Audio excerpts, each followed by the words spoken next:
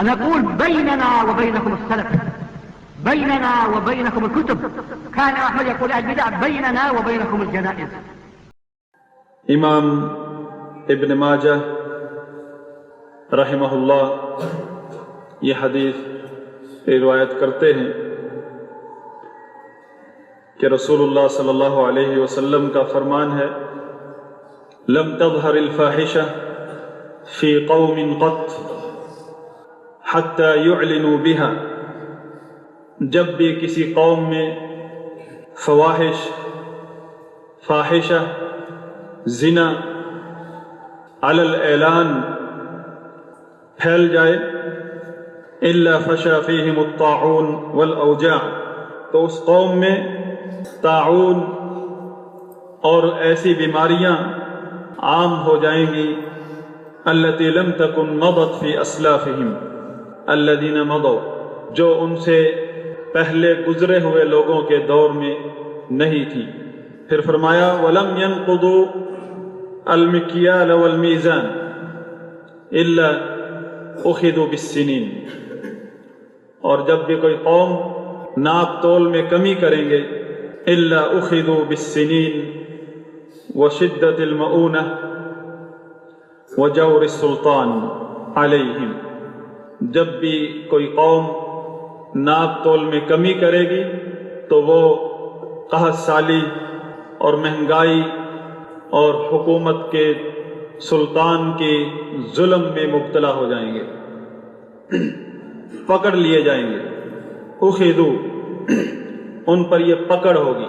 اللہ کی، قحط سالی، مہنگائی اور حکمران کا ظلم۔ فرمایا وَلَمْ يَمْنَعُوا زَكَاةَ أَمْوَالِهِمْ إِلَّا مُنِعُوا الْقَطْرَ مِنَ السَّمَاءِ، کہ جب بھی کوئی قوم اپنے مالوں سے زکوٰۃ نہیں ادا کریں گے، روک لیں گے، آسمان سے بارش روک دی جائے گی۔ وَلَوْلَا الْبَهَائِمُ لَمْ يُمْطَرُوا، اگر یہ بے زبان جانور نہ ہوتے تو یہ جو تھوڑی بہت بارش ہوتی ہے یہ بھی نہ ہوتی۔ پھر فرمایا وَلَمْ يَنْقُضُوا عَهْدَ اللَّهِ وَعَهْدَ رَسُولِهِ إِلَّا سَلَّطَ اللَّهُ عَلَيْهِمْ عَدُوًّا مِّنْ غَيْرِهِمْ فَأَخَذُوا بَعْضَ مَا فِي أَيْدِيهِمْ، کہ جب بھی کوئی قوم اللہ اور اس کے رسول کے عہد کو توڑے گی تو اللہ تعالیٰ ان پر باہر کا دشمن من غیرہم، یعنی غیر المسلمین، غیر مسلم دشمن، ایسا دشمن اللہ مسلط کرے گا فَأَخَذُوا بَعْضَ مَا فِي أَيْدِيهِمْ، ان کے ہاتھوں میں سے کچھ چیزوں پر وہ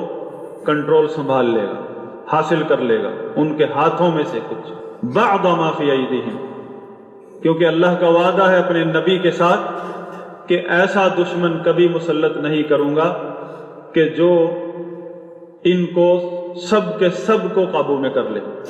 سب کے سب پر کنٹرول سنبھال لے، پوری امت کی قوت کو سرے سے ہی ختم کر دے، ایسا نہیں ہو سکتا اگرچہ دشمن زمین کے کونے کونے سے جمع ہو جائے۔ وَلَوْ لَمْ يَكُنْ، اور پھر فرمایا وَمَا لَمْ تَحْكُمْ أَئِمَّتُهُمْ بِكِتَابِ اللَّهِ وَيَتَخَيَّرُوا مَا أَنزَلَ اللَّهُ إِلَّا جَعَلَ اللَّهُ بَأْسَهُمْ بَيْنَهُمْ، اور جب بھی ان کے حکمران اللہ کی کتاب کے مطابق فیصلہ نہیں کریں گے،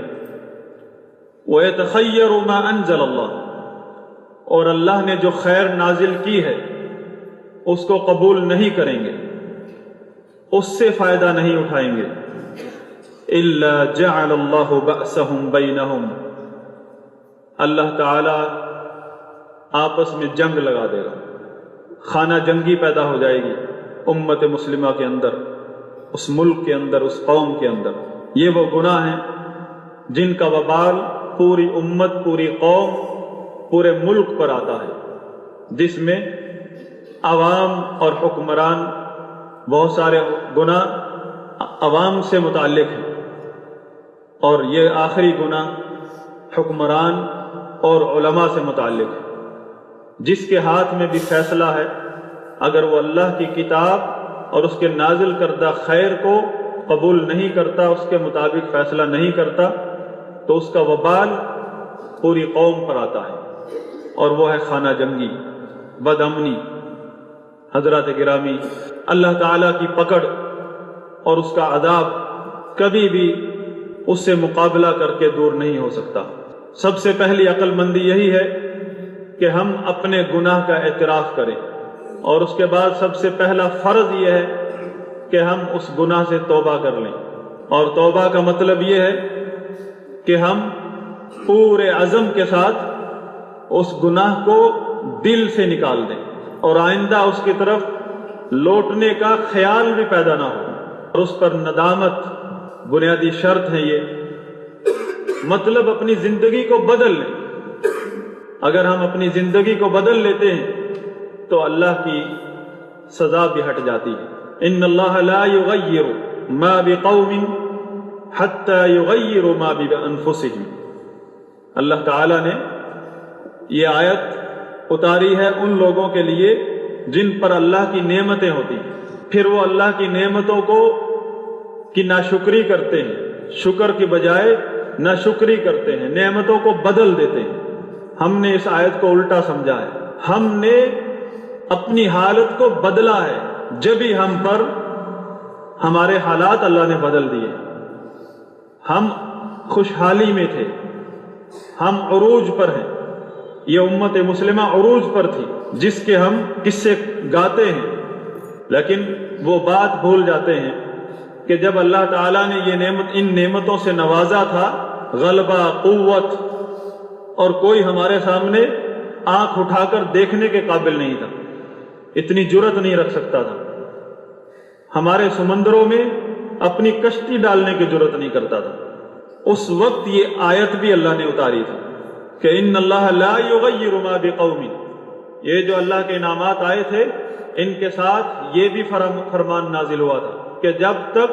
تم اپنی اس حالت کو نہیں بدلو گے جو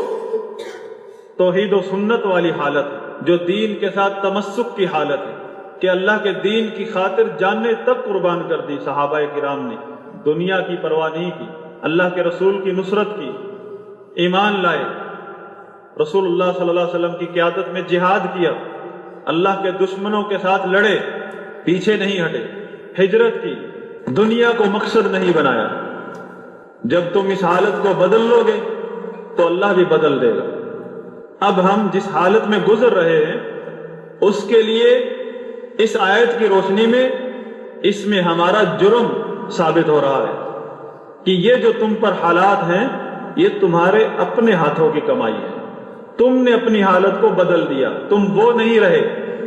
جس پر تمہارے اسلاف تھے، جس طریقے پر، جس سیرت پر، جس عقیدے پر تمہارے اسلاف تھے، تم اس پر نہیں رہے، تم نے اپنے آپ کو بدل دیا۔ تو یہ اللہ کی سنت ہے، قانون ہے، اللہ نے بتایا ہے، یہ فرمان جاری کیا تھا، حتی یغیروا ما بانفسہم۔ اللہ تعالیٰ کسی قوم کو، کسی بندے کو زوال پذیر نہیں کرتا، اس سے نعمتیں نہیں چھینتا، اس کو رسوا نہیں کرتا جب تک وہ اپنی حالت نہ بدل لے۔ اب ہمارے اوپر کیا ہے؟ ہمارے لیے وہ شعر نہیں ہے جو اس آیت کی تفسیر سمجھا جاتا ہے، اب ہمارے لیے اس مسئلے کو سمجھ کر واپس لوٹنا ہے، توبہ کرنا ہے، اپنی زندگی کو بدلنا ہے۔ اب یہ نہیں کہ ہم اپنی حالت بدل لیں، حالت بدلنے کا مطلب رجوع کر لیں، اب کوئی نئی حالت بدلنے والی بات، حالت تو ہم نے بدل لی ہے اور اس کا انجام ہم بھگت رہے ہیں، اب یہ ہے کہ اس توبہ کر لیں،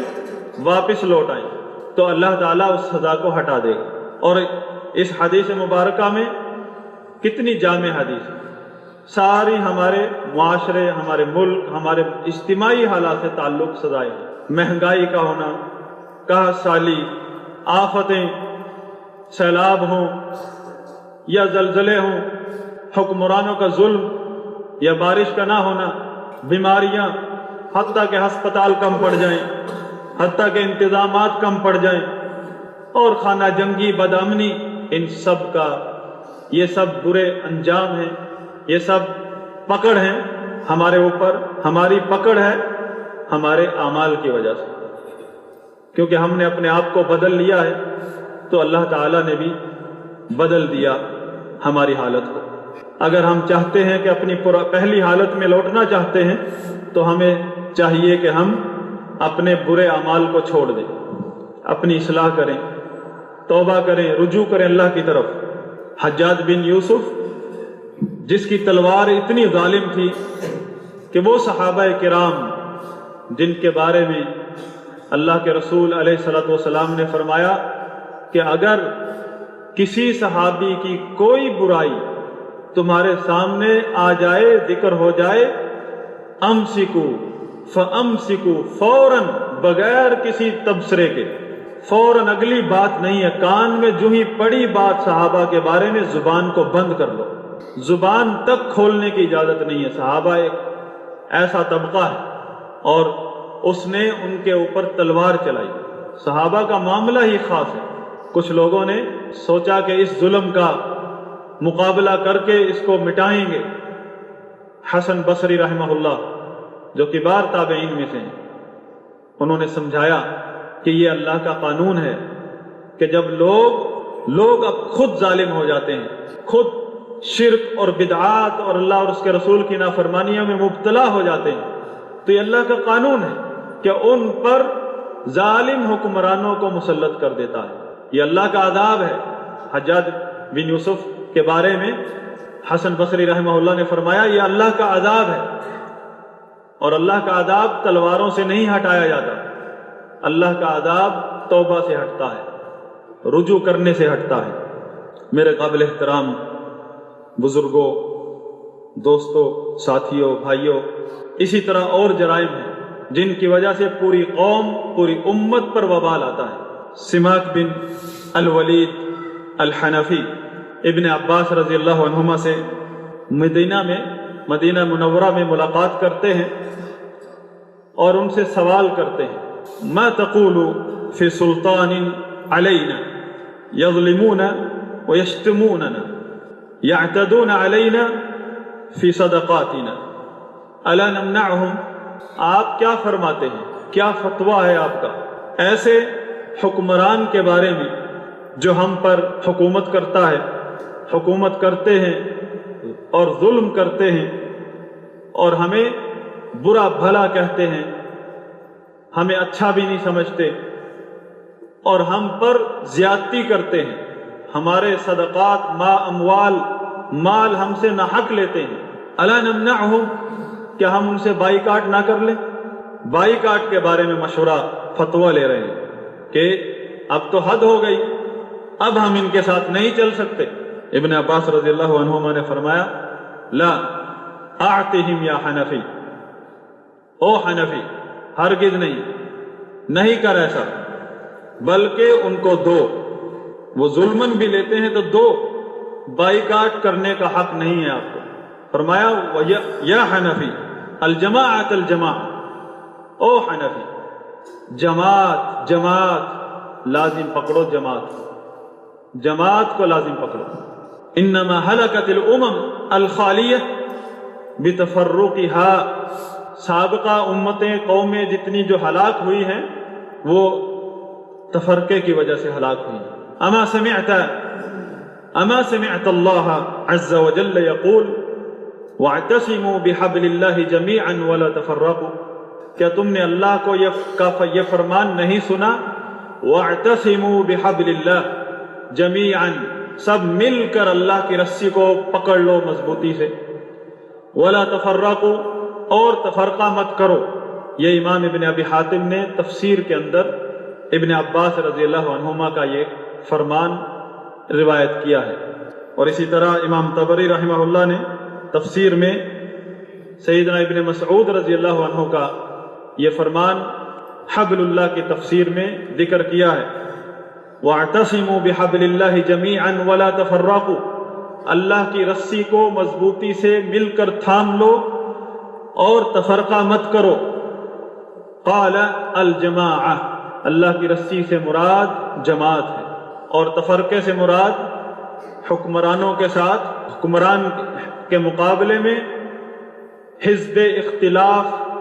کا رول ادا کرنا، چاہے وہ کسی بھی صورت میں ہو۔ امام قرطبی رحمہ اللہ فرماتے ہیں اسی آیت کی تفسیر میں، تفسیر ذکر کرتے ہوئے کہ اللہ کے رسی سے مراد قرآن ہے، اور ابن مسعود رضی اللہ عنہ کا قول ذکر کیا اللہ کی رسی سے مراد جماعت ہے۔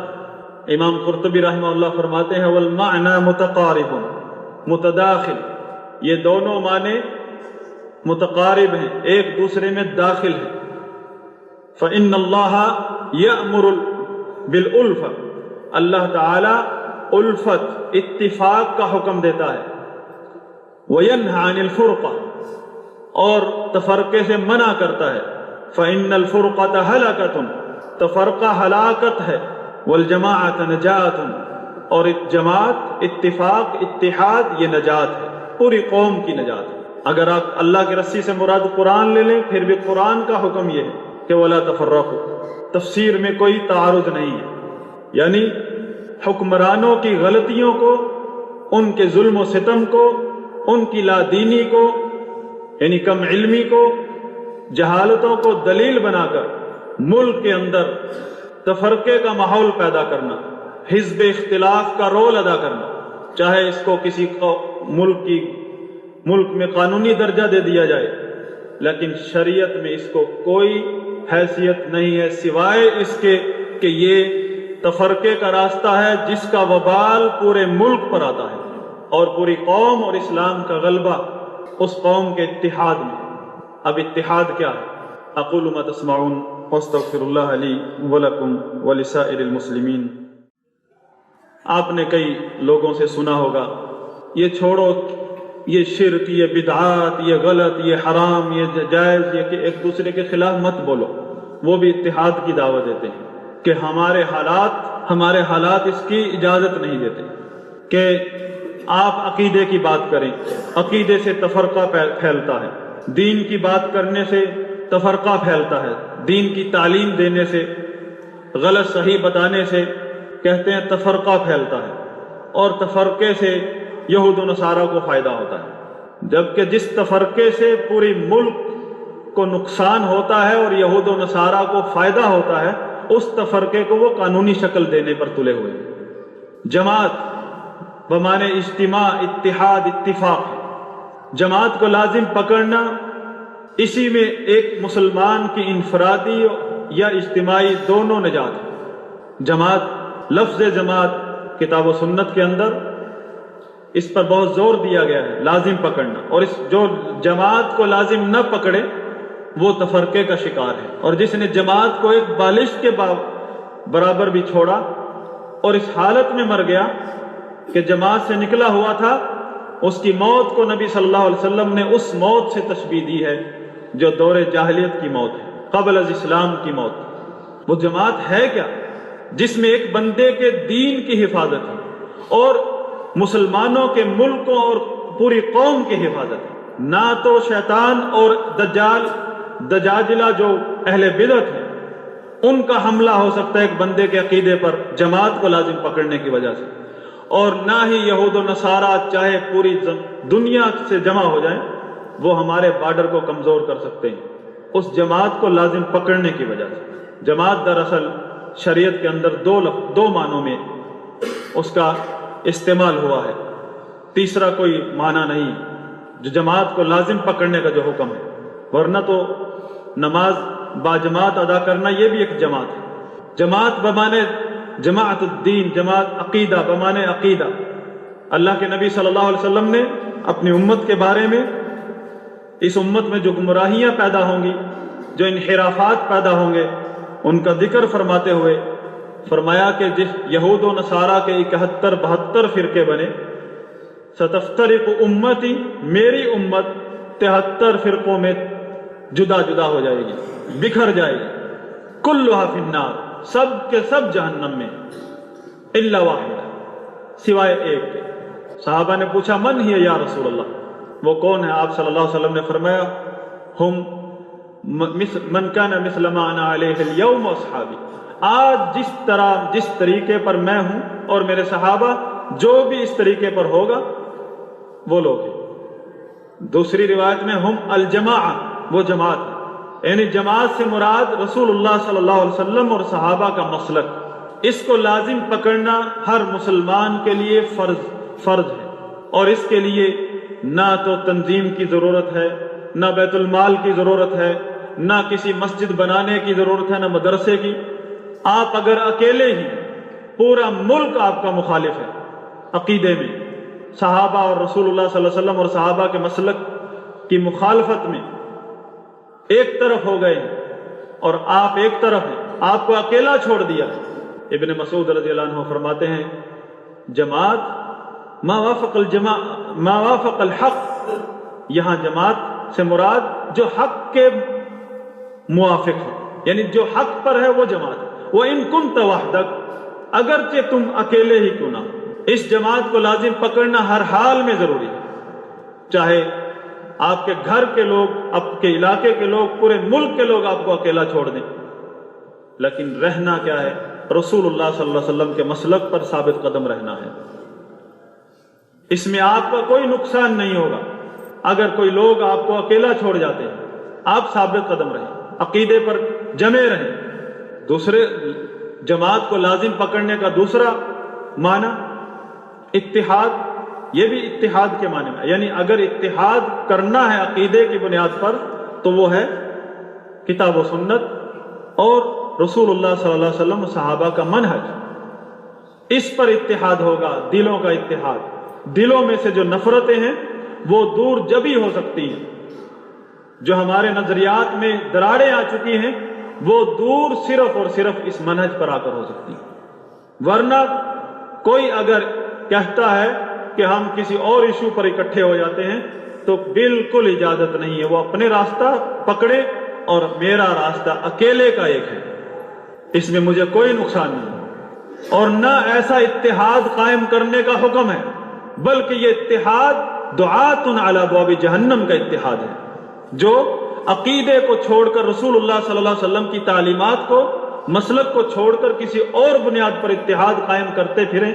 اور دین کی اس کو خدمت کا نام دیں، یہ کہیں دین کی خدمت نہیں ہے، اور یہ کہیں اللہ کا حکم نہیں ہے، اور نہ رسول اللہ صلی اللہ علیہ وسلم کا حکم ہے، بلکہ آپ نے فرمایا کلھا فی النار الا واحدہ، سب کے سب ایک طرف، ایک کے علاوہ۔ صحابہ نے اس ایک کے بارے میں پوچھا، نبی صلی اللہ علیہ وسلم نے یہ نہیں فرمایا کہ ان کے ساتھ کمپرومائز کر لو عقیدے میں، خرافات میں، بدعات میں۔ جو اتحاد اور جو تفرقہ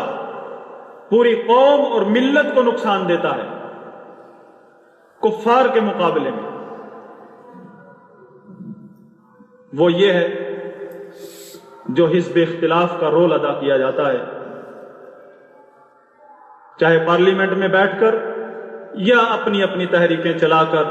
یا ایک مفکر کالم نگار بن کر، یا شیخ صاحب بن کر لوگوں کو ایک سوچ دی جاتی ہے جس میں بنیاد حکمرانوں کی، حکومتی اداروں کی خرابیاں اچھالنا ہوتا ہے، اس کی بیس پر ایک نئی روشنی، نئی کرن دی جاتی ہے، اور قوم کو ان کے اپنے حکومتی اداروں سے ہٹا کر ان سے اعتماد اٹھا کر اپنے اوپر اعتماد دلایا جاتا ہے کہ میں آپ کو نکال لوں گا، میں اس قوم کو نکال لوں گا ان حالات سے۔ جبکہ رسول اللہ صلی اللہ علیہ وسلم کا حکم کیا ہے؟ ان ایسے داعیوں کے مقابلے میں تلزم جماعت المسلمین و امامہم، مسلمانوں کی جماعت اور ان کے حکمران کو لازم پکڑ لو اگر ان کے شر سے بچنا ہے، ورنہ ان کی باتیں بڑی میٹھی ہیں، ان کے دعوے اور نعرے بہت ہی سبز باغ دکھا رہے ہیں کہ قوم کو ہم نکال لیں گے اس پریشانی سے، ان حالات سے، باقی رہا حکمران اور حکومتی ادارے یہ تو صفر ہیں، ان کے بارے میں بے اعتمادی پیدا کرنا، حاضر سروس جو ڈیوٹی دے رہے ہیں ان کے بارے میں بے اعتمادی پیدا کرنا، اور اپنی جو کارگزاریاں ہیں، کام ہیں، اعمال ہیں، ان کو اس طرح دکھانا کہ اس میں امت کی خیر ہے، سارے ادھر ہی آ جاؤ میرے پیچھے۔ جماعت المسلمین کو لازم پکڑنا ضروری ہے اگر اس شر سے بچنا ہے، اگر یہود و نصارہ کا مقابلہ کرنا ہے، اگر اپنے بارڈروں کو مضبوط کرنا ہے، اگر یہود و نصارہ کی سازشوں سے اپنے ملک کو محفوظ کرنا ہے، تو جماعت المسلمین کو لازم پکڑنا ہر مسلمان کا فرض ہے، چاہے کسی بھی مسلک سے تعلق رکھتا ہو، چاہے کتنے ہی فرقے بن چکے ہوں، لیکن اپنے ملک کا ایک شہری بن کر زندگی بسر کرنا یہ فرض ہے۔ کسی کو اجازت نہیں ہے کہ وہ اپنے مسلک کے نام پر، اپنے عقیدے کے نام پر کوئی تنظیم یا تحریک چلائے، کسی کو اجازت نہیں ہے۔ ایک اسلامی ریاست کے اندر چاہے اسلامی ریاست کا کنٹرول کسی بدعتی فرقے کے ہاتھ میں ہو، کسی گمراہ عقیدے والے شخص کے ہاتھ میں ہو کہ ہم کتاب و سنت کے نفاذ کے لیے پارلیمنٹ پہنچ رہے ہیں، اس طرح کی کہیں شریعت میں رہنمائی نہیں ہے۔ جو سسٹم ہے اسلامی نظام چاہیے، اسلامی نظام چاہیے، اور اسلامی نظام کو قبول تو کر لو۔ اسلامی نظام تو یہ ہے کہ آپ یہ اپنا رول ختم کریں اور کرسی کے خواب دیکھنا بند کریں۔ سب جھوٹے ہیں جو اسلامی نظام کی باتیں کرتے ہیں، کیونکہ اسلامی نظام کی ابتدا یہاں سے ہوتی ہے کہ میں اس ملک کا ایک شہری ہوں، میرا کوئی اس سے بڑا عہدہ نہیں ہے، میں اس ملک کا ایک شہری ہوں، میرا امیر، میری جماعت، میری ریاست کا سسٹم، جو میری ریاست کا ایک نظام ہے، وہ میری جماعت ہے۔ جو کام بھی میں کروں گا اپنی قوم کے لیے، اپنی ملت کے لیے، وہ اس نظام کے اندر جا کر کروں گا، اور میرے اوپر اگر حکم چلے گا کسی کا، وہ کسی شیخ صاحب، پیر صاحب کا نہیں، میرے حکومت کا چلے گا۔ میری حکومت جو کتاب و سنت کے دائرے میں اللہ اور اس کے رسول کی نافرمانی نہ ہو، تو جو بھی وہ فیصلہ کرے گی اس کو نافذ کرنا میرا شرعی فریضہ ہے۔ اپنی رائے کو چھوڑ دوں گا، چاہے میری رائے کتنی اچھی کیوں نہ ہو، حکومت کے فیصلے کے مقابلے میں۔ پوری قوم یا عوام ہے یا حکمران ہے، دو طبقے ہیں، تیسرا طبقہ نہیں ہے بیچ میں۔ یہ جو تیسرا مرجفون فی المدینہ، یہ جو پھرتے ہیں، جو آپ کو خواب دکھاتے ہیں کوئی خلافت کا، کوئی اس ایک پرامن ریاست کا، کوئی نئے پاکستان کا، کوئی کسی پاکستان کا، یہ سب دعات علی ابواب جہنم، جہنم کے دروازوں پر کھڑے آپ کو بلا رہے ہیں۔ من اجابہم قذفوہ فیہا، جو بھی قریب جائے گا جہنم میں اٹھا کر پھینکیں گے، گھسیٹ کر بھی نہیں کہ تھوڑی دیر لگ جائے۔ ان سے بچنے کا حل یہی بتایا نبی صلی اللہ علیہ وسلم نے، جماعت المسلمین کو لازم پکڑ لو۔ جماعت المسلمین سے مراد تنظیم نہیں، کئی لوگوں نے 10-12 جماعتیں بنائی جماعت المسلمین کے نام سے۔ جماعت المسلمین سے مسلمانوں میں 73 فرقے، خالی اہل حدیث نہیں، جماعت اہل حدیث بھی نہیں، جماعت دیوبند بھی نہیں، جماعت فلاں فلاں بھی نہیں، جماعت المسلمین جو بھی اسلام کے دائرے میں ہے، ان کا اتحاد جو ہے ایک حکمران کے علاوہ نہیں ہو سکتا۔ یہی شرعی اتحاد ہے، امت کا اتحاد۔ جماعتوں کے اتحاد کو امت کا اتحاد مت کہیے، یہ کہیں بھی امت کا اتحاد نہیں ہے۔ امت کا اتحاد مسلمانوں کا ایک حکمران کی قیادت کے اندر رہنا، زندگی بسر کرنا، یہ امت کا اتحاد ہے۔ اور اس اتحاد میں خالی قوم کا غلبہ نہیں ہے، اسلام کا غلبہ ہے۔ لا اسلام الا بالجماع، عمر بن خطاب رضی اللہ عنہ فرماتے ہیں لا اسلام الا بالجماع، اسلام بغیر جماعت کے نہیں ہے۔ ولا جماعت الا بالامامہ، جماعت وہ نہیں جو مسجد میں بیٹھ کے بنائی تھی۔ لا جماعت الا بالامامہ، جماعت بغیر گورنمنٹ کے نہیں ہے۔ ولا امامۃ الا بالسمع والطاعہ، سارے کہتے ہیں گورنمنٹ پاکستان ہمارا ملک ہے، عزیز ہے، ہم جان بھی قربان ہے۔ نہیں، جب تک پاکستان کی گورنمنٹ کو آپ اپنا شرعی ادارہ نہیں سمجھیں گے،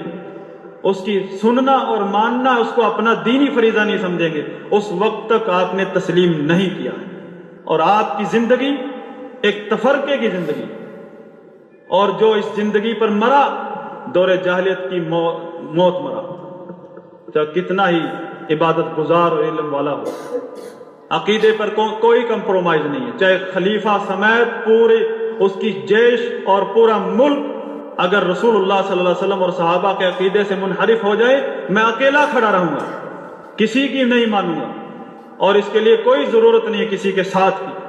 لیکن اس کے لیے مجھے کسی تنظیم کی بھی ضرورت نہیں ہے۔ باقی رہا ایک اسلامی ریاست اور اس کے حکومتی اداروں کا جو مقام ہے، شریعت نے جو دیا ہے،